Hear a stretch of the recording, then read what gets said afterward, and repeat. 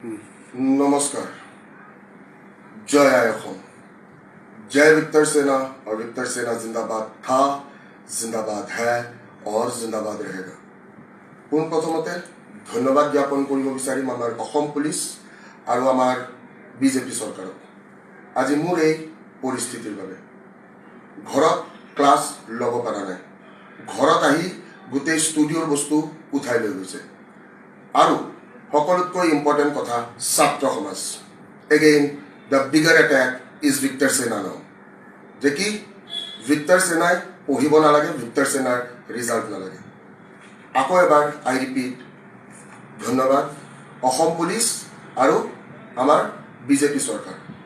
এইবাৰ কিন্তু কিহৰ কাৰণে জানেনে? আমাৰ ধিং কন্যাই ন্যায় পোৱাৰ বাবে। ঠিক আছে, মই তোমালোকক এটাই কথা ক'ম, বহুত টৰ্চাৰ হৈ আছোঁ। ঠিক আছে, মেণ্টেলি ফিজিকেলি। প্ৰত্যেকজন ভিক্টৰ সেনালৈ এটাই আহ্বান, ঘৰত থাক, ঘৰত থাকি ভালকৈ পঢ় আৰু লাইক শ্বেয়াৰ এণ্ড কমেণ্ট। লগতে মোৰ হাতত পইচা একদমেই নাই, চ' যিমানখিনি ষ্টুডেণ্টছ আছ চবেই এতিয়া একত্ৰিত হ'বলৈ হ'ল।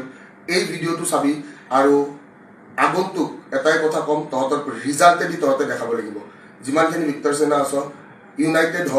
এই ভিডিঅ'টো আপলোড হোৱাৰ লগে লগে সকলোৱে শ্বেয়াৰ কৰা ষ্টাৰ্ট কৰ। ঠিক আছে।